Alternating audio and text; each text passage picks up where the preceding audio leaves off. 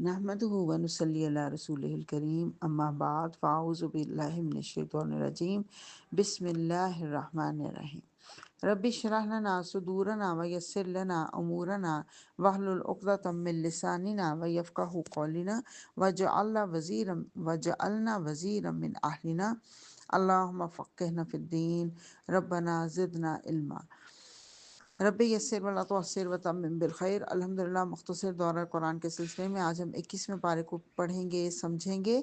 21वां पारा सूरह अल-अनकबूत की आयत नंबर 45 से शुरू हो रहा है।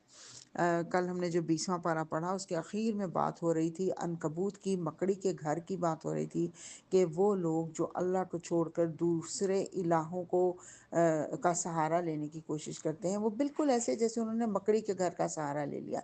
मकड़ी का घर देखने में बड़ा अट्रैक्टिव, बड़ा खूबसूरत बना हुआ होता है, लेकिन कितना पायदार होता है, किस कदर हल्का बेवक़्त होता है कि जो को उसके साथ लटक जाए वो नीचे गिर जाए।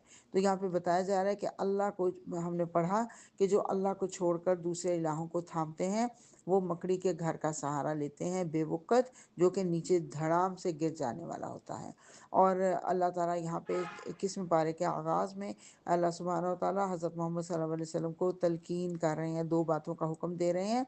क्या फरमा रहे हैं अल्लाह ताला कि उतलु मा ऊहिय इलैका मिनल किताब, कि ए मोहम्मद सल्लल्लाहु अलैहि वसल्लम तिलावत कीजिए इस किताब में से जो आपको दी, आपकी तरफ वही की गई है। व अक़िमिस सलाह, और नमाज कायम कीजिए। इन्नस सलात तन्हा अनिल फ़हशाई वल मुनकर, बेशक सलात नमाज फ़ोश से और मुनकर से रोकने वाली है, जुदा करने वाली है।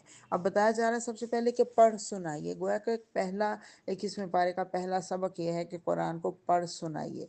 कुरान का नज़ूल ही इसलिए हुआ, ये कुरान का हक है कि इसको पढ़कर दूसरों को सुनाया जाए, और ये मेरा और आपका फरीज़ा है कि हम कुरान को पढ़कर दूसरों को सुनाएं। जिन तक नहीं पहुंचाएगा, जिन तक पहुंच भी चुका, उनको भी हम कुरान को पढ़ कर सुनाए। अल्हम्दुलिल्लाह, इसीलिए हम ये दौरा कुरान कर रहे हैं कि कुरान को पढ़ कर सुना रहे हैं और आप बैठ के सुन रही हैं। इसको अल्लाह ताला हमारी इस कोशिशों को कबूल करे। कुरान के साथ जुड़ना, हदीस आती है कि कुरान अल्लाह की रस्सी है, इसे मजबूती से थाम लो। और कुरान की रस्सी का एक सिरा मेरे हाथ में, अल्लाह सुब्हानहू व तआला फरमाता है, और दूसरा सिरा इंसान के हाथ में।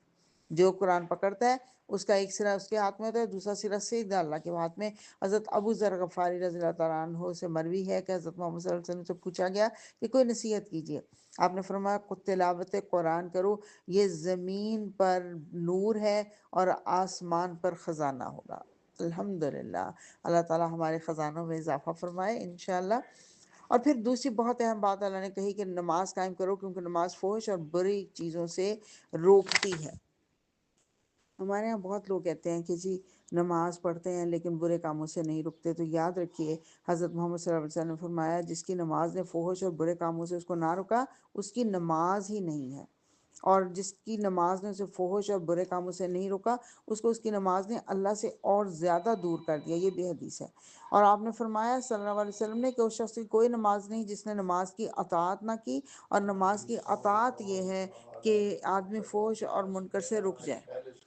और अल्लाह सुब्हानहू व तआला फरमा रहा है कि अल्लाह का जिक्र इससे भी ज़्यादा बड़ी चीज़ है जो कुछ के तुम लोग करते हो। गोया कि अल्लाह का जिक्र जो है, नमाज में भी अल्लाह का जिक्र, नमाज को भी जिक्र किया गया, लेकिन उसके अलावा भी अल्लाह का जिक्र, अल्लाह ताला ने फरमाया ना कुरान करीम में कि फ़ज़्कुरूनी अज़्कुरकुम, तुम मुझे याद करो मैं तुम्हें याद करूँगा। तो जब अल्लाह बंदा नमाज में अल्लाह को याद करता है तो अल्लाह भी उसको याद करता है। फिर उसके अलावा बात यह है कि ज़िक्र अल्लाह का हर वक़्त, हज़रत अब्दुल्ला बिन अमर ने हजूर सल्लल्लाहु अलैहि वसल्लम ने से मरवी है कि हजूर सल्लल्लाहु अलैहि वसल्लम ने फरमाया, हर चीज़ की एक सफाई करने वाली कोई चीज़ होती है, और दिलों की सफाई करने वाला अल्लाह के ज़िक्र के अलावा और कोई चीज़ नहीं। और अल्लाह का ज़िक्र वो चीज़ है जो अल्लाह ताला के अज़ाब से बचाएगी। अल्लाह के अज़ाब से बचाने के लिए भी ज़िक्र इलाही से बेहतर कोई चीज़ नहीं। अल्लाहुम्मा आइन्नी अला ज़िक्रिका व शुक्रिका व हुस्नि इबादतिक। آپ صلی اللہ علیہ وسلم نے فرمایا نماز، روزہ، حج، زکوٰۃ اور اللہ کی راہ میں سونا دینے سے زیادہ افضل کام نہ بتاؤں؟ ہم نے پوچھا ضرور بتائیے یا رسول اللہ۔ آپ نے فرمایا اللہ کا ذکر۔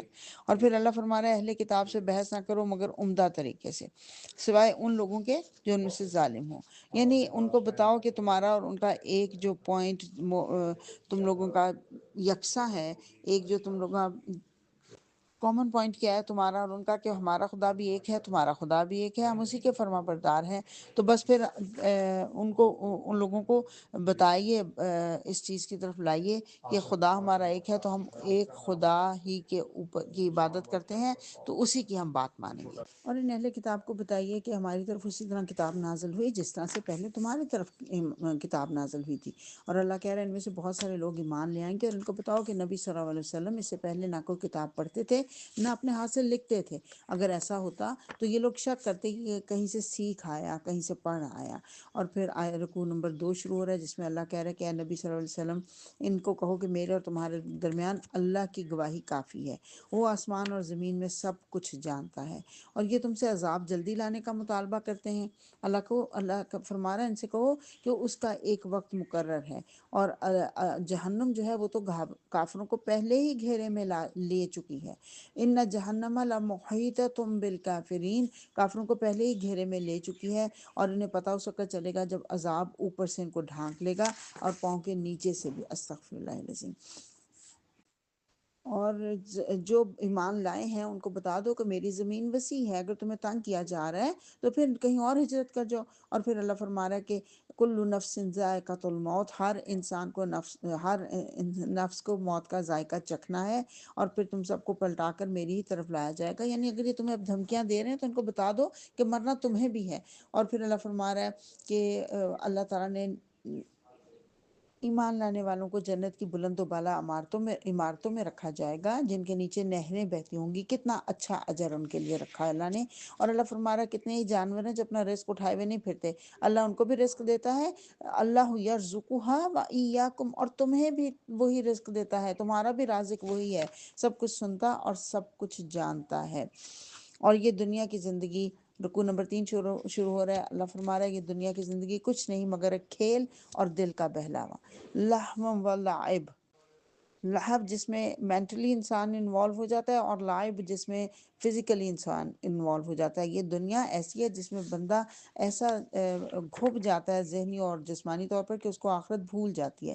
اللہ فرما رہا ہے جب یہ لوگ کشتی پر سوار ہوتے ہیں تو اپنے دین کو اللہ کے لیے خالص کر لیتے ہیں اور صرف اسی سے دعائیں مانگتے ہیں، لیکن جب یہ خیر و عافیت سے خشکی پر پہنچ جاتے ہیں دوبارہ شرک کرنے لگتے ہیں۔ اللہ کہہ رہا ہے کہ ان کو پتہ نہیں کہ ہم نے حرم کو پر امن بنا دیا ان کے لیے، ان کے ارد گرد تو لوگ اچک لیے جاتے ہیں، ان کے ارد گرد تو لوگ جو سفر کرتے ہیں تو ان کے اندر ان کو لوٹا جاتا ہے، لیکن حرم کے مسافروں کو کوئی نہیں لوٹتا۔ یہ اللہ کا خاص انعام ان کے اوپر۔ اور اللہ فرما رہا ہے جو لوگ میرے لیے جہاد کریں گے ہم انہیں اپنا راستہ دکھائیں گے، اور یقیناً اللہ نیکوکاروں ہی کے ساتھ ہے۔ یعنی جو کوشش کرے گا، جہاد کرے گا سے مراد ہے اللہ کی خاطر جہاد کرے گا، اللہ کا دین سیکھنے کے لیے، اللہ کا دین سکھانے کے لیے جو جہاد کرے گا۔ حدیث مبارکہ مجاہد وہ ہوتا ہے جو اللہ کی اطاعت کے لیے اپنے آپ سے جنگ کرے، یعنی سب سے پہلے اپنے آپ سے۔ آپ صلی اللہ علیہ وسلم نے فرمایا کہ اللہ کے راستے میں ایک دن گزارنا یا ایک رات گزارنا دنیا اور جو کچھ اس میں ہے اس سب سے بہتر ہے۔ الحمدللہ سورہ العنکبوت مکمل ہوئی۔ سورہ روم مکی صورت ہے، 6 رکوع اور 60 آیات ہیں۔ تلاوت کرنے سے پہلے تھوڑا سا بیک گراؤنڈ سمجھ لیجئے کہ جب حضرت محمد صلی اللہ علیہ وسلم کی تشریف آوری ہوئی، آغاز اسلام میں 2 سلطنتیں تھیں، سپر پاورز تھیں، ایران اور روم۔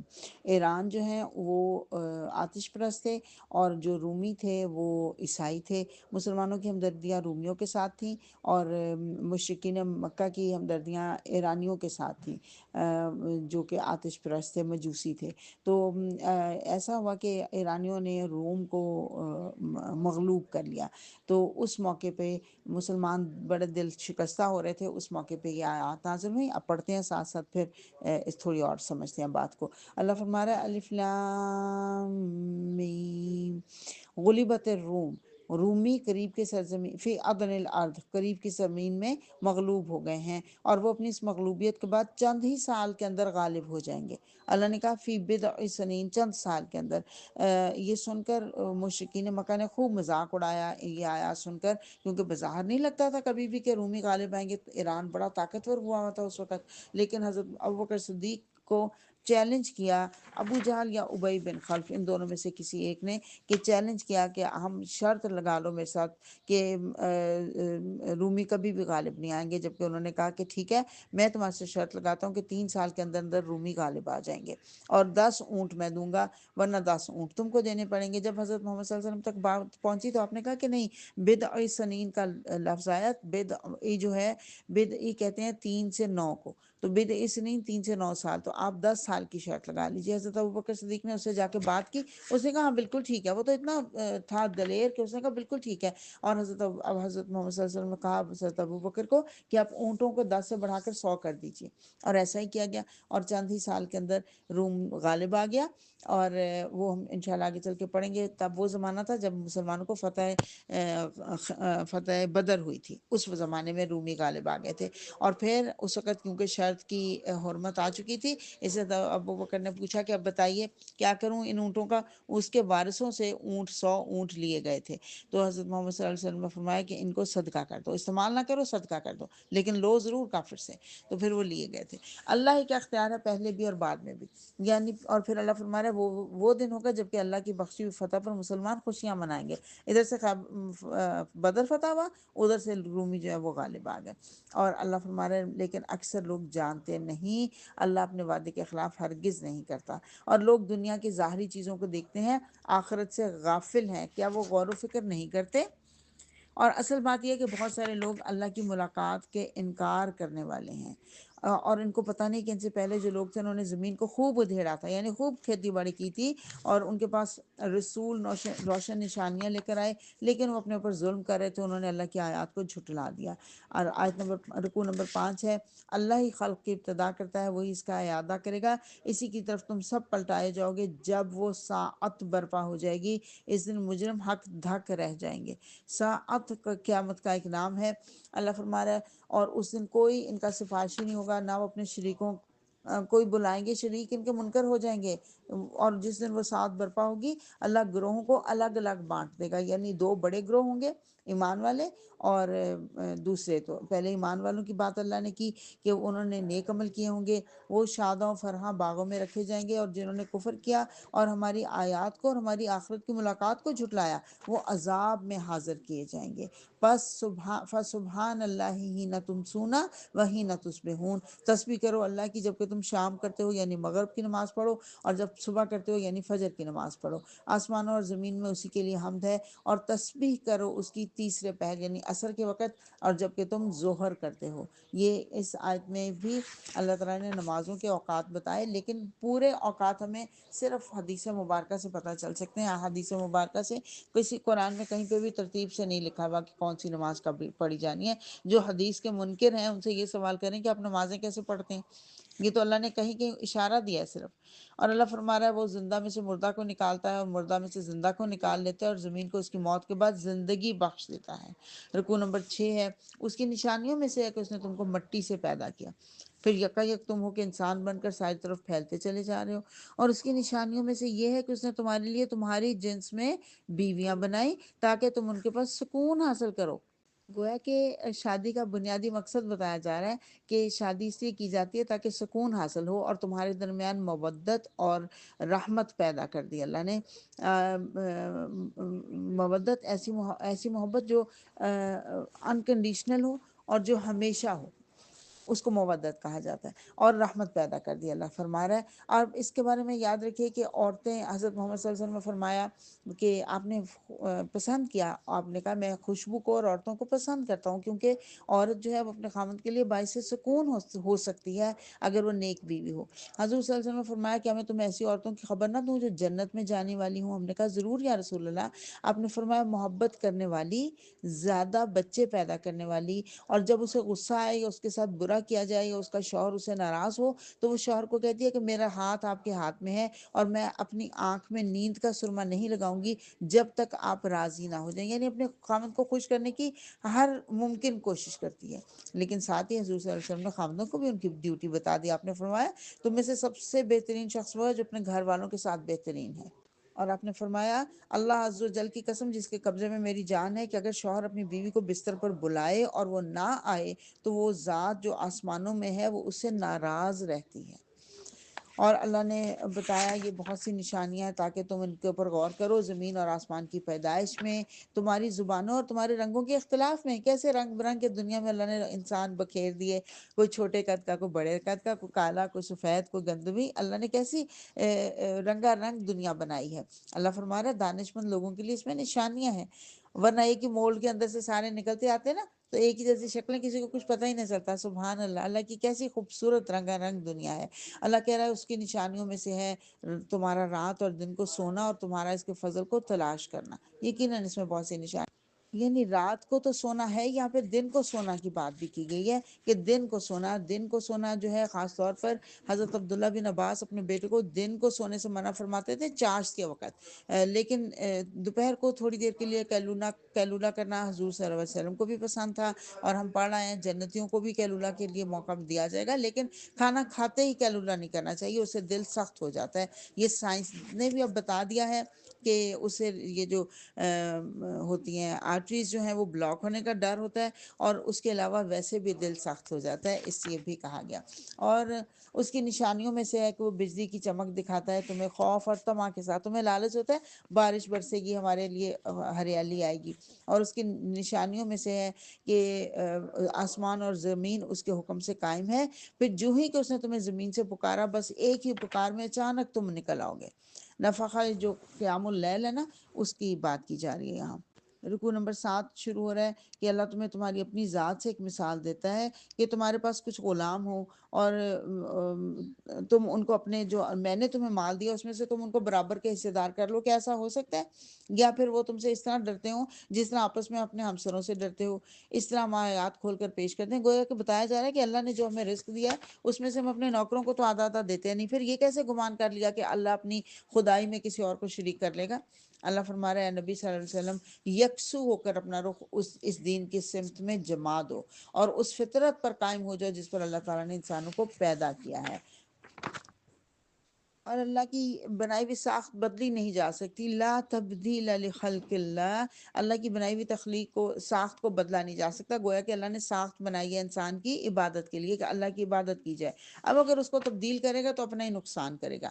اور لوگوں کا حال یہ ہے کہ جب انہیں کوئی تکلیف پہنچتی ہے اپنے رب کی طرف رجوع کر کے اس کو پکارتے ہیں، مگر جب اسے وہ انہیں اپنی رحمت کا مزہ چکھا دیتا ہے تو وہ یکایک اس سے شرک کرنے لگتے ہیں، اور جب ہم انہیں اپنی رحمت کا مزہ چکھاتے ہیں وہ پھول جاتے ہیں، تکبر کرتے ہیں، وہ کہتے ہیں ہاں یہ تو ہمارے اپنی وجہ سے آئی ہے، ہمارے اللہ کہہ رہا ہے ان کے اپنے کیے کرتوتوں سے ان پر کوئی مصیبت آتی ہے، یکایک وہ مایوس ہونے لگتا ہے۔ کیا یہ لوگ دیکھتے نہیں کہ اللہ ہی رزق کشادہ کرتا ہے جس کا چاہتا ہے؟ مومن کی مثال کیا پڑی تھی؟ نعمت ملتی ہے تو شکر کرتا ہے، تکلیف آتی ہے تو صبر کرتا ہے، ان کی مثال اپوزٹ، یہ جب نعمتیں ملتی ہیں تو اکڑ جاتے ہیں اور جب کوئی مصیبت آتی ہے تو مایوس ہونے لگتے ہیں۔ تو اللہ فرما رہا ہے اے ایمان لانے والو اپنے رشتہ داروں کو ان کا حق دو، اور مسکین اور مسافروں کو ان کا حق دو، اور ان لوگوں کو جو اللہ کی خوشنودی چاہتے ہیں وہی فلاح پانے والے ہیں، اور جو سود تم دیتے ہو تاکہ لوگوں کے اموال میں شامل ہو کر وہ بڑھ جائے، اللہ کے نزدیک وہ نہیں بڑھتا۔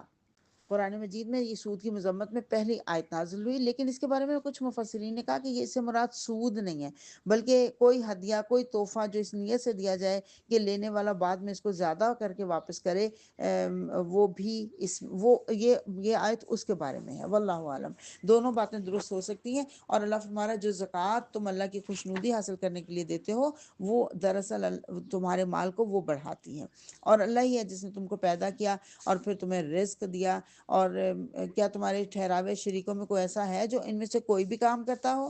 سبحانہ و تعالی عما یشرکون، اللہ بہت بلند و بالا تر ہے اس سے جو یہ شرک کرتے ہیں۔ رکوع نمبر 8 ہے، اللہ فرما رہا ہے خشکی اور تری میں فساد برپا ہو گیا لوگوں کے اپنے ہاتھوں کی کمائی سے۔ اس سے ایک مراد تو یہ ہے کہ جنگیں جو کرتے ہیں لوگ، اس کی وجہ سے خشکی اور تری میں فساد برپا ہو گیا، لیکن اس کا یہ بھی مطلب ہے کہ ایک دوسرے کے حقوق جو حق تلفیاں کی جاتی ہیں اس کی وجہ سے جو فساد برپا ہوتے ہیں، انسان کے معاملات کی خرابی کی وجہ سے، اس کی طرف بھی اشارہ ہے۔ لیکن جو جنگیں برپا ہوتی ہیں اس کی وجہ سے بھی، اور جو ہم پولوشن بکھیر رہے ہیں ساری طرف، خشکی اور تری میں فساد ہی برپا کر رہے ہیں نا، وہ بھی اس سے مفسرین نے وہ بھی اس سے مراد لی۔ اے نبی صلی اللہ علیہ وسلم، ان سے کہو کہ زمین میں چل پھر کر دیکھو پہلے گزرے ہوئے لوگوں کا کیا انجام ہو چکا ہے، ان میں سے اکثر مشرک ہی تھے، جو ساری خرابیوں کی جڑ شرک ہے نا، اسی میں وہ مبتلا تھے، بتایا جا رہا ہے۔ تو اس لیے تمہیں چاہیے کہ اپنا رخ مضبوطی کے ساتھ اللہ کے ساتھ جما دو، اس دین کے ساتھ جما دو اس دین کے ساتھ جما دو، تاکہ وہ دن آنے سے پہلے جس کے ٹل جانے کی کوئی صورت نہیں ہے، تم اللہ کی طرف رجوع کرنے والے ہو۔ پھر اللہ تعالیٰ نے اپنی کچھ نشانیاں بتائیں کہ وہ ہوائیں بھیجتا ہے خوشخبریاں دے کر، پھر وہ بادل اٹھاتی ہیں، بادل آسمان پر پھیلتے ہیں، پھر ٹکڑیوں میں تقسیم ہوتے ہیں، پھر بارش نکلتی ہے اس سے، یک انسان جو ہے وہ خوش و خرم ہو جاتے ہیں جن کے اوپر بارش برستی ہے۔ اللہ کہہ رہا ہے ایسے ہی میں مردوں کو زندگی دینے والا ہوں، جیسے مردہ زمین کو زندگی دے دی، ایسے ہی مردوں کو زندگی دینے والا ہوں۔ یقیناً اگر ایسی ہوا اللہ بھیج دے جس کے اثر سے وہ کھیتی زرد ہو جائے تو وہ کفر کرتے رہ جاتے ہیں۔ اللہ کہہ رہا ہے یہ مردے ہیں، یہ انسان زندہ نہیں ہے، تم ان کو نہیں سنا سکتے، یہ بہرے ہیں جو پیٹھ پھیر کر بھاگے چلے جا رہے ہیں، تم اندھوں کو ان کی گمراہی سے نکال کر راہ راست بھی نہیں دکھا سکتے۔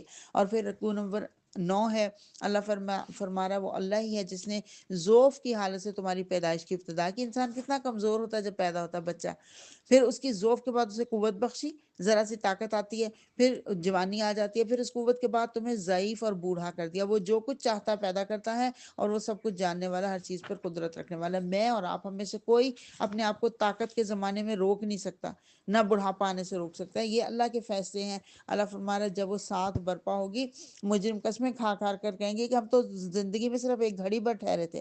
اللہ کہہ رہا ہے یہ زندگی کا دھوکہ ہے جو انہوں نے دنیا میں کھایا تھا، مگر جو علم اور ایمان رکھتے تھے وہ جانتے تھے کہ یہ وہی روز حشر ہے جس میں ظالموں کی ان کی معذرت کوئی فائدہ نہیں دے گی، اور اس دن ان سے کہا جائے گا کہ آج معافی مانگنے اس کا کوئی فائدہ نہیں۔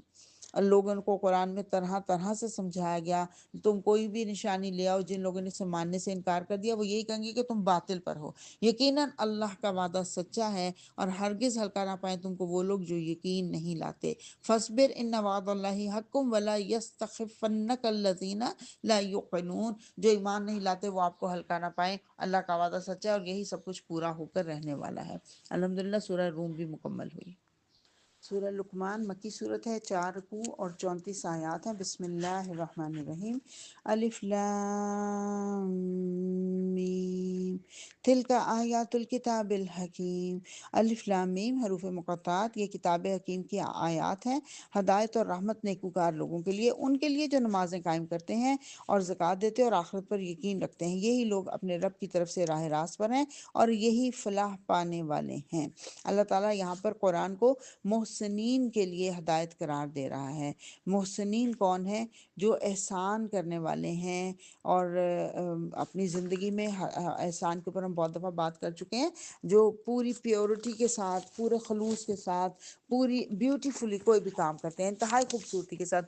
حسن روٹ ہے نا اس کا، میں نے بتایا تھا، تو وہ جو خوبصورتی کے ساتھ کام کرتے ہیں۔ اور پھر اللہ تعالیٰ بتا رہا ہے کہ لوگوں میں سے کوئی ایسا ہے جو کلام دل فریب خرید کر لاتا ہے، لہو الحدیث خرید کر لاتا ہے، تاکہ لوگوں کو اللہ کے راستے سے علم کے بغیر بھٹکا دے۔ لوگوں نے مشرکین مکہ نے حضرت محمد صلی اللہ علیہ وسلم کو ساحر کہا، کاہن کہا، شاعر کہا، لیکن جو ان میں سے وہ تھے لوگ، انہوں نے آپس میں عقل مند کہہ دیں، تھوڑے بہت، انہوں نے کہا کہ یہ جو باتیں تم کرتے ہیں یہ محمد صلی اللہ علیہ وسلم کو سوٹ نہیں کرتی، کیونکہ اس لیے کہ وہ ہمارے ساتھ رہے بسے ہیں 40 سال، سب سے زیادہ صادق اور امین کہلائے، اور اتنی خوبصورت بات کرتے، تھوڑی بات کرتے لیکن خوبصورت بات کرتے۔ اب اگر تم ان کو یہ باتیں کہو گے تو لوگ تمہاری بات کا اثر تو لوگوں پہ نہیں ہوگا، اس لیے بہتر ہے کہ اس ایک شخص نے، نضر بن حارث نے کہا کہ میں اس کا حل ڈھونڈتا ہوں، اور وہ گیا شام، اور اس میں عراق کی طرف گیا، وہاں سے وہ شاہان عجم کے قصے اور رسمت اور رسمت کی داستانیں لائیں اس نے، اور لوگوں کو لے کے آیا وہاں سے، اور ساتھ عورتوں کو اور وہ گانے بجانے والیوں کو۔ وہ چوکوں میں بیٹھ جاتے تھے جہاں حضرت محمد صلی اللہ علیہ وسلم دین کی تعلیم دیتے تھے، وہاں وہ شروع ہو جاتے تھے اپنی کہانیاں سنانے، اور وہ عورتیں جو وہ گانا بجانا شروع ہو جاتی تھیں۔ تو اس کو لہو الحدیث کہا گیا۔ لہو الحدیث کا مطلب کیا ہے؟ لغویات۔ لہو ہوتے ہیں نا بے معنی چیز، اور حدیث بات، تو لغو بات۔ لیکن جب پوچھا حضرت عبداللہ بن مسعود سے پوچھا گیا لہو الحدیث کیا ہے، آپ نے کہا هو اللہ الغنا، اللہ کی قسم اس سے مراد گانا ہے، اس کے مراد گانا ہے۔ تو ہر وہ چیز جو فضولیات پر مبنی ہو، یاد رکھیے۔ حضرت حسن بصری نے کہا کہ ہر وہ چیز جو تجھے اللہ کی عبادت سے غافل کر کے اپنے آپ میں مشغول کرے وہ لہو ہے۔ اور انہوں نے وہ لا کے یہ کام شروع کیا۔ نظر بن حارث نے، اللہ نے کہا کہ لوگوں کو اللہ کے راستے سے علم کے بغیر بھٹکانے کے لیے اور اس راستے کی دعوت کو مذاق اڑانے کے لیے انہوں نے ایسے کام کیے، اور ان کے لیے سخت ذلیل کرنے والا عذاب ہے۔ اور جب اسے ہماری آیات سنائی جاتی ہیں بڑا گھمنڈ کے ساتھ اس طرح رخ پھیر لیتا ہے گویا اس نے سنا ہی نہ ہو۔ اللہ فرما رہا ہے ایسے لوگوں کے لیے دردناک عذاب ہے، البتہ جو لوگ ایمان لے آئیں ان کے لیے ایسی جنتیں ہیں نعمتوں بھری جہاں وہ ہمیشہ رہیں گے۔ کیا انہوں نے دیکھا نہیں کہ اللہ نے آسمانوں کو بغیر ستونوں کے پیدا کیا، اس نے زمین میں پہاڑ جما دیے تاکہ وہ تمہیں لے کر ڈھلک نہ جائیں، اور پھر اس نے طرح طرح کے جانور ساری طرف پھیلا دیے۔ پھر رکوع نمبر 11 شروع ہو رہا ہے، ہم نے لقمان کو حکمت کی عطا کی تھی کہ اللہ کا شکر گزار بنے۔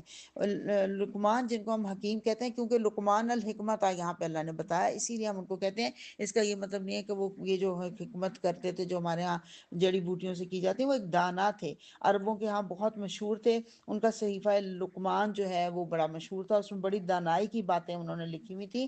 یہ عربوں کے لیے بہت مانوس آدمی تھے، خاص طور پر جب حضرت محمد صلی اللہ علیہ وسلم کے پاس پہلا شخص مدینہ سے آیا تھا، سوید بن صامت، اس نے کہا کہ میرے پاس ایک ہے ایسی چیز، اور پھر اس نے صحیفہ لقمان میں سے کچھ سنایا۔ آپ نے کہا یہ بہت اچھا ہے، لیکن میں تمہیں اس سے بہتر چیز سناتا ہوں، اور آپ نے جب قرآن سنایا تو وہ فوراً مسلمان ہو گیا، اور پھر جا کے انہوں نے مدینہ میں اسلام کا پرچار کیا۔ تو ان کی حکیم لقمان کی بات اللہ بتا رہا ہے کہ جو کوئی شکر کرے اس کا شکر اس کے اپنے ہی لیے مفید ہے، اور جو کفر کرے حقیقت میں اللہ بے نیاز اور آپ سے آپ محمود ہے۔ یہ بلیک تھے اور غلام تھے جو حکیم لقمان ہے۔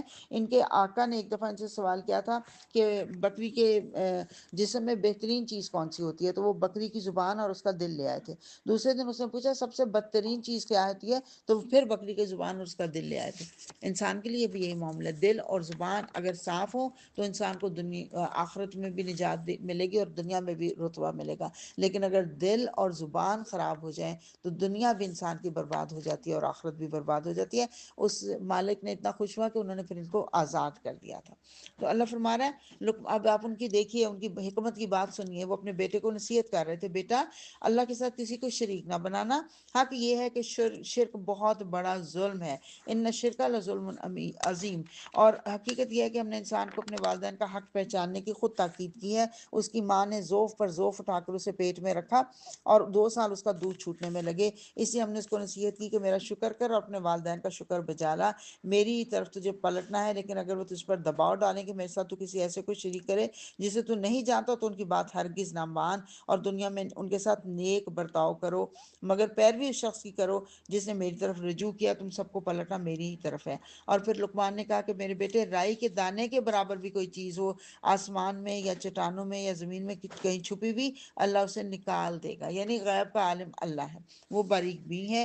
اور بیٹا نماز قائم کرو، نیکی کا حکم دو، بدی سے روکو، اور لوگوں سے منہ پھیر کر بات نہ کرو، زمین میں اکڑ کر نہ چلو، اللہ کسی خود پسند اور فخر جتانے والے شخص کو پسند نہیں کرتا، اپنی چال میں اعتدال اختیار کرو اور آواز کو پست رکھو۔ یہ نصیحتیں تھی جو انہوں نے اپنے بیٹے کو کی تھی۔ رکوع نمبر 12 شروع ہو رہا ہے کہ کیا تم نہیں دیکھتے کہ اللہ نے زمین اور آسمان کی ساری چیزیں تمہارے لیے مسخر کی ہیں، اور وہ اپنی نعمتیں تمہارے اوپر تمام کرتا ہے، اور اس کے باوجود لوگ جو ہیں وہ اللہ کے بارے میں جھگڑتے ہیں۔ اللہ ان سے پوچھا زمین اور آسمان کو کس نے پیدا کیا، یہ ضرور کہیں گے کہ اللہ نے۔ اللہ کہے کہو الحمدللہ، زمین میں جو کچھ ہے اللہ ہی، زمین و آسمان میں جو کچھ ہے اللہ ہی کا ہے۔ اگر زمین میں جتنے درخت ہیں وہ سب قلم بن جائیں، سمندر دوات بن جائیں، اور ساتھ مزید سمندر روشنائی مہیا کریں، تب بھی اللہ کی باتیں لکھنے سے ختم نہیں ہوگی۔ سبحان اللہ، اللہ کی نعمتیں اتنی ہیں۔ رکوع نمبر 13 شروع ہو رہا ہے، کیا تم دیکھتے نہیں کہ کشتی سمندر میں اللہ کے فضل سے چلتی ہے تاکہ وہ تمہیں اپنی کچھ نشانیاں دکھائے، اور پھر جب موج موج ہوتی ہے، سائبان کی طرح سے ہو جاتی ہے، تو پھر اللہ فرما رہا ہے کہ یہ لوگ اللہ کو پکارتے ہیں اپنے دین کو بالکل اس کے لیے خالص کر کے، لیکن جب وہ اس کو خشکی پر پہنچا دیتا ہے تو وہ شرک کرنے والے ہو جاتے ہیں۔ اور لوگوں اس دن کے غضب سے اس دن سے بچو جس دن اللہ کا غضب اتنا شدید ہوگا کہ کوئی باپ اپنے بیٹے کی طرف سے بدلہ نہیں دے گا، اور کوئی بیٹا اپنے باپ کی طرف سے بدلہ دینے والا نہیں ہوگا، اور واقعی اللہ کا وعدہ سچا ہے۔ اور اس گھڑی کا علم صرف اللہ ہی کے پاس ہے، وہی بارش برساتا ہے، وہی جانتا ہے کہ ماؤں کے پیٹوں میں کیا پرورش پا رہا ہے، کوئی نہیں جانتا کہ وہ کل کیا کمائی کرنے والا ہے۔ الحمدللہ، سورہ لقمان بھی مکمل ہو۔ سورہ سجدہ مکی صورت ہے، 3 رکوع اور 30 آیات ہیں۔ یہ وہ صورت ہے جو حضرت محمد صلی اللہ علیہ وسلم جمعے کے دن فجر کی نماز میں یہ صورت پڑھتے تھے، ایک رکعت میں سورہ سجدہ اور دوسری میں سورہ دہر، اور اس کے علاوہ روزانہ رات کو آپ سورہ سجدہ اور سورہ ملک پڑھ کر سوتے تھے۔ دیکھتے ہیں اللہ تعالیٰ ہمیں کیا اس میں بتا رہا ہے۔ اللہ فرما رہا ہے کہ تنزیل الف لام میم تنزیل الکتاب لا ریب فیہ، یہ الف لام میم یہ اس کتاب کی تنزیل بلا شبہ رب العالمین کی طرف سے ہے۔ کیا یہ لوگ کہتے ہیں اسے خود اللہ نے، اس شخص نے خود گھڑ لیا؟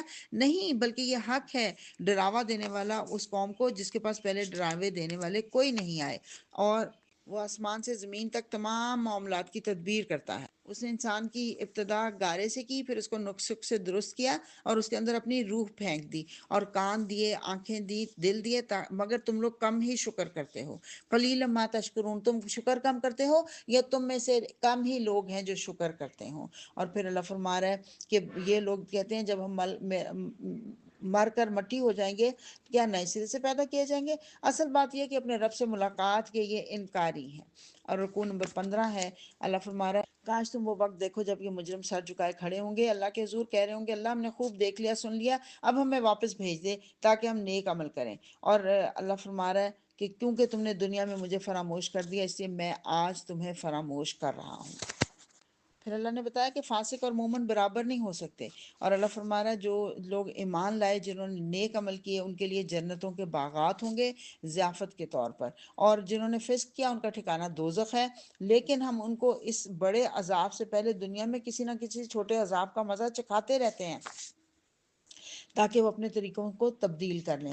اگلا رکوع شروع ہو رہا ہے، رکوع نمبر 16 جس میں اللہ فرما رہا ہے کہ اس سے پہلے موسیٰ کو کتاب دے چکے ہیں، اس لیے آپ کو اس پر کوئی شک نہیں ہونا چاہیے۔ اس کتاب کے ملنے پر بنی اسرائیل کو ہم نے ہدایت کے لیے یہ کتاب دی تھی، انہوں نے صبر کیا، ہماری آیات پر یقین کیا، تو ہم نے ان میں ایسے پیشوا پیدا کیے جو ہمارے حکم سے رہنمائی کرتے تھے، اور اللہ قیامت کے دن اس کا فیصلہ کر دے گا جن میں بنی اسرائیل اختلاف کر رہے تھے۔ اور کیا ان لوگوں کو ان تاریخ کے اندر تاریخی واقعات کے اندر کوئی ہدایت نہیں ملی، یا یہ چلتے پھرتے نہیں اپنی جگہوں پر؟ دیکھیں کہ اللہ تعالیٰ کیسے ایک بیاب و گیا زمین کی طرف پانی بہا کر لے آتا ہے، پھر اس زمین سے فصل اگتی ہے، تو انہیں کچھ سوجتا نہیں ہے؟ یہ خود بھی کھاتے ہیں، اپنے جانوروں کو بھی چارہ دیتے ہیں، ان کو کچھ سوچتا نہیں، اور کہتے ہیں یہ فیصلہ کب ہوگا؟ اگر تم سچے ہو ان کو کہو فیصلے کے دن ایمان لانا کوئی فائدہ نہیں ہوگا، اور جنہوں نے کفر کیا ان کو مہلت نہیں ملے گی، اچھا انہیں ان کے حال پر چھوڑ دو اور انتظار کرو، یہ بھی انتظار کریں۔ الحمدللہ، سورہ سجدہ مکمل ہوئی۔ سورہ احزاب مدنی صورت ہے، 9 رکوع اور 73 آیات ہیں۔ بسم اللہ الرحمن الرحیم۔ یا ایہا النبی اتق اللہ، اے نبی اللہ سے ڈرو اور کفار اور منافقین کی اطاعت نہ کرو، حقیقت میں علیم اور حکیم تو اللہ ہی ہے۔ اللہ نے کسی شخص کے دل میں کسی شخص کے دھڑ میں 2 دل نہیں رکھے، نہ اس نے تم لوگوں کی ان بیویوں کو جن سے تم زہار کرتے ہو تمہاری ماں بنا دیا، نہ اس نے تمہارے منہ بولے بیٹوں کو تمہارا حقیقی بیٹا بنایا۔ یہ تو وہ باتیں ہیں جو تم لوگ اپنے منہ سے نکال دیتے ہو۔ مشرکین کا رواج تھا کہ اپنی بیوی سے ناراض ہوتے تھے تو کہتے تھے تم میرے لیے ایسے، تمہاری پیٹھ میرے لیے ایسے جیسے میری ماں کی پیٹھ، اس کو زہار کہا جاتا ہے، اور اس کے بارے میں کوئی قانون نہیں تھا۔ تو اللہ تعالیٰ نے یہ قانون بتا دیا کہ یہ نہیں ہو سکتا کہ بیوی کو تم ماں بنا لیتے ہو، تو یہ نہیں ہو سکتا، وہ ماں ہے اور بیوی ہے۔ اس قانون کے بارے میں انشاءاللہ سورہ مجادلہ میں ہم پڑھیں گے۔ اور اللہ کہہ رہا ہے منہ بولے بیٹوں کو ان کے باپوں کی نسبت پکارو۔ حضرت محمد صلی اللہ علیہ وسلم نے بھی حضرت زید بن حارثہ کو اپنا بیٹا بنایا ہوا تھا، اور ان کو زید بن محمد ہی کہا جاتا تھا، لیکن جب یہ بات آ گئی اللہ نے واضح حکم دے دیا تو پھر ان کو زید بن محمد سے چھوڑ کر دوبارہ زید بن حارثہ کہا جانے لگا، کیونکہ اللہ نے حکم دے دیا کہ وہ باپ تم ان کو بیٹے کی طرح رکھ سکتے ہو، لیکن وہ تمہارے بیٹے نہیں ہیں، ان کو باپ کی نسبت نہیں دی جائے، باپ کے اس میں اپنا نام نہیں لکھوایا جا سکتا۔ ہاں اگر پتہ نہ ہو کہ وہ کس کا بچہ ہے تو پھر باپ کی جگہ اپنا نام لکھوایا جا سکتا ہے۔ اور پھر اللہ نے کہا کہ بلا شبہ نبی تو اہل ایمان کے لیے ان کی اپنی ذات پر مقدم ہے۔ حضور صلی اللہ علیہ وسلم نے فرمایا تمہارا ایمان مکمل نہیں ہوگا جب تک کہ میں تمہیں تمہارے اپنے اور تمہارے گھر والوں سے زیادہ عزیز نہ ہو جاؤں۔ اور نبی کی بیویاں ان کی مائیں ہیں، یہ رول بتا دیا گیا کہ نبی کی بیویاں آپ سب کی مائیں ہیں، وہ حضرت محمد صلی اللہ علیہ وسلم کے وصال کے بعد ان سے کسی کا نکاح نہیں ہو سکتا۔ اور اللہ تعالیٰ نے نبی صلی اللہ علیہ وسلم کو یاد کرایا کہ ہم نے وعدہ لیا تھا آپ سے بھی، اور آپ سے پہلے نوح، ابراہیم، موسیٰ، عیسیٰ ابن مریم سے بھی سب سے پختہ وعدہ لیا جا چکا ہے۔ کیا ہے کہ ہر نبی اپنے اللہ کے دین کے اوپر خود عمل کرے گا اور لوگوں سے اس کے اوپر عمل کروائے گا۔ اور اللہ فرما رہا ہے اے لوگوں جو ایمان لائے ہو، رکوع نمبر 18 شروع ہو رہا ہے کہ اے لوگوں جو ایمان لائے ہو یاد کرو اللہ کے احسان کو جو ابھی ابھی اس نے تم پر کیا ہے۔ جب لشکر تم پر چڑھ آئے تو ہم نے ان پر ایک سخت آندھی بھیج دی اور ایسی فوجیں روانہ کی جو تم کو نظر نہیں آتی تھی۔ غزوہ خندق کی بات ہو رہی ہے، احزاب کہا گیا اس کو، غزوہ احزاب بھی، کہ جب غزوہ احد کے بعد مشرکین مکہ سخت تپ رہے تھے، اور اس کے بعد انہوں نے اپنے ساتھ لوگوں کو جمع کیا اور سب نے مل کر حملہ کیا، اور حضرت محمد صلی اللہ علیہ وسلم نے حضرت سلمان فارسی کے مشورے سے خندق کھود لی، اور کہتے ہیں 4.5 میٹر لمبی تھی اور 3.5 میٹر گہری تھی، وہاں سے گزر نہیں سکتے تھے پھر یہ، اور 1 مہینے تک محاصرہ کر کے بیٹھے رہے۔ پھر اللہ نے ایسی شدید طوفانی ہوا بھیجی کہ سب کچھ چھوڑ چھاڑ کے، اپنا سامان بھی وہیں چھوڑ کر، مال غنیمت چھوڑ کے گویا کہ بھاگ گئے وہاں سے۔ اللہ کہہ رہے اللہ سب دیکھ رہا تھا جو تم لوگ اس وقت کر رہے تھے، اور خوف کے مارے تمہاری آنکھیں پتھرا گئی تھیں، کلیجے منہ کو آ گئے تھے، اور وہ وقت تھا جب منافقین اور یا وہ لوگ جن کے دلوں میں روگ تھا کہہ رہے تھے کہ اللہ اور اس کے رسول نے جو ہم سے وعدے کیے تھے وہ تو سب دھوکہ تھے۔ اور جب ان میں سے ایک گروہ نے کہا کہ یثرب کے لوگوں تمہارے لیے اب ٹھہرنے کا کوئی موقع نہیں، اب پلٹ چلو، واپس دین بدل لو اپنا، اور وہ ان میں سے کچھ لوگ یہ کہہ کر نبی سے اجازت طلب کر رہے تھے ہمارے گھر خطرے میں ہیں، حالانکہ گھر خطرے میں نہیں تھے۔ اور اللہ فرما رہا ہے ان سے کہو اگر تم موت یا قتل سے بھاگو گے تو یہ بھاگنا تمہیں کچھ فائدہ مند نہیں ہوگا، اور زندگی کے مزے لوٹنے کا تھوڑا ہی موقع تم کو مل سکے گا۔ اور وہ لوگ جو جنگ کے کام میں رکاوٹیں ڈالتے ہیں اللہ ان کو بہت اچھی طرح سے جانتا ہے، اور جب خطرے کا وقت آتا ہے تو یہ لوگ دیدے پھرا پھرا کر تمہاری طرف دیکھتے ہیں جیسے مرنے والے پر غشی طاری ہو رہی ہو۔ رکوع نمبر 19 شروع ہو رہا ہے کہ در حقیقت تم لوگوں کے لیے اللہ کے رسول میں بہترین نمونہ تھا، ہر اس شخص کے لیے جو اللہ اور یوم آخر کا امیدوار ہو اور کثرت سے اللہ کو یاد کرے۔ اور مومنین صادقین کا حال یہ تھا کہ جب انہوں نے لشکروں کو دیکھا، حملہ آور لشکروں کو، تو انہوں نے کہا یہ تو وہی چیز ہے جس کا اللہ اور اس کے رسول نے ہم سے وعدہ کیا تھا۔ اللہ اور اس کے رسول کی بات بالکل سچی تھی۔ کون سے وعدے؟ کہ اگر اللہ کے راستے میں جہاد کرو گے اللہ تمہیں شہادت کی موت دے گا اور تمہارے لیے جنت انتظار کر رہی ہوگی۔ اللہ فرما رہا ہے اسی واقعے نے ایمان والوں کے ایمان میں اضافہ کر دیا، اور اللہ نے کفار کا منہ پھیر دیا، وہ کوئی فائدہ حاصل کیے بغیر اپنے دل کی جلن لیے یوں ہی پلٹ گئے، اور مومنین جو ہیں اللہ ان کی طرف سے لڑنے کے لیے کافی ہو گیا۔ اور اللہ نے ان اہل کتاب میں سے جن لوگوں نے ان حملہ کا ساتھ دیا تھا اللہ ان کی گڑھیوں سے انہیں اتار لایا، اور ان کے دلوں میں اس نے ایسا روب ڈال دیا کہ آج ان میں سے ایک گروہ کو تم قتل کر رہے ہو اور دوسرے گروہ کو قید کر رہے ہو۔ واقعہ یہ تھا کہ بنو قریظہ نے مشرکین مکہ سے پروگرام بنایا تھا کہ ادھر سے تم حملہ کرو گے، ادھر سے پیچھے سے ہم حملہ کر دیں گے، لیکن وہ حملہ کیے بغیر بھاگ گئے۔ حضرت محمد صلی اللہ علیہ وسلم جب واپس تشریف لائے مدینہ بھی ہتھیار نہیں اتارے تھے، اور حکم ہو گیا کہ بنو قریظہ کی طرف کوچ کرو۔ آپ نے صحابہ کرام کو لے کے وہاں پہنچے اور محاصرہ کیا گیا، 6 یا 7 دن کا محاصرہ ہوا، اور اس کے بعد ان لوگوں نے کہا کہ ہمارے حضرت سعد بن عبادہ ہمارے معاملے میں جو بھی حکم دیں گے ہم اس پر ماننے کے لیے تیار ہیں، کیونکہ حضرت سعد بن عبادہ اسلام لانے سے پہلے ان کے حلیف تھے، تو انہوں نے کہا کہ یہ ہمارے ساتھی ہیں اور اس وجہ سے ہم ان کی یہ ہماری ہمدردی کے ساتھ ہی کو فیصلہ کریں گے۔ حضرت سعد بن عبادہ نے ان کو کہا، ان کے بارے میں فیصلہ فرمایا کہ ان کے قابل جنگ مردوں کو قتل کر دیا جائے، اور جتنا یہ سامان اپنے گھوڑوں پر لاد کر لے جا سکتے ہیں وہ لاد کر لے جائیں، اور پیچھے والا سارا ان کا علاقہ جو ہے وہ مسلمانوں کے قبضے میں آ گیا اس طرح سے۔ تو وہ خود قتل کر، اللہ نے کہا یہ حضرت سعد نے نہیں کیا تھا فیصلہ، بلکہ یہ دراصل اللہ نے ان کو سجھا دیا تھا۔ اور یہ اس طرح سے جب مسلمان وہاں داخل ہوئے ان کے گڑیوں میں، تو کئی پتہ نہیں 1500 تلواریں اور کیا کچھ انہوں نے سنبھال کے رکھا ہوا تھا مسلمانوں سے لڑنے کے لیے، تو اللہ نے ان کا خاتمہ کر دیا۔ اے نبی صلی اللہ علیہ وسلم، اپنی بیویوں سے کہو اگر تم دنیا اور اس کی زینت چاہتی ہو، سوری رکوع نمبر 20 شروع ہو رہا ہے، اے نبی اپنی بیویوں سے کہو اگر تم دنیا اور اس کی زینت چاہتی ہو تو آؤ میں تمہیں کچھ دے دلا کر بھلے طریقے سے رخصت کر دوں، اور اگر تم اللہ اور اس کے رسول اور دار آخرت کی طالب ہو تو جان لو کہ تم میں سے جو نیکوکار ہیں اللہ نے ان کے لیے بڑا اجر مہیا کر رکھا ہے۔ یہ جو موقع ہے اس کو تخییر کہتے ہیں، یعنی بیوی کو اس چیز کا اختیار دینا کہ وہ چوائس کرے کہ وہ شوہر کے ساتھ رہے گی یا اسے جدا ہو جائے، یہ اس کا اب عورت کیا اختیار ہے۔ یہ حضرت محمد صلی اللہ علیہ وسلم پر واجب تھی، لیکن مردوں کو اس کی اجازت ہے کہ وہ اپنی بیویوں کو یہ چوائس دے سکتے ہیں۔ حضور صلی اللہ علیہ وسلم نے حضرت اس وقت بعض روایات میں آتا ہے آپ کے پاس آپ کی زوجیت میں 4 بیویاں تھیں، حضرت سودا، حضرت عائشہ، حضرت حفصہ اور حضرت ام سلمہ، لیکن بعض جگہ پہ آتا ہے 9 بیویاں تھیں۔ آپ نے ان کو چوائس دی، حضرت عائشہ سے کہا کہ اپنے والدین سے پوچھ لو، ٹھہر کر مجھے پھر بتاؤ اپنا فیصلہ۔ انہوں نے کہا کیا میں اس بارے میں اپنے والدین سے پوچھوں؟ یقیناً میں اللہ اور اس کے رسول اور دار آخرت کو چاہتی ہوں، اور تمام بیویوں نے یہی جواب دیا۔ پھر اللہ نے کہا نبی کی بیویوں، تم میں سے جو کوئی سری فحش حرکت کا ارتکاب کرے گی اسے دوہرا عذاب دیا جائے گا، کیونکہ دوہرا بڑا رتبہ ہے تو عذاب بھی دوہرا ہوگا۔ اللہ کے لیے بہت آسان کام ہے، اور تم میں سے وکان ذالک علی اللہ یسیرا۔ وآخر دعوانا ان الحمد للہ رب العالمین۔ الحمدللہ 21واں پارہ مکمل ہوا۔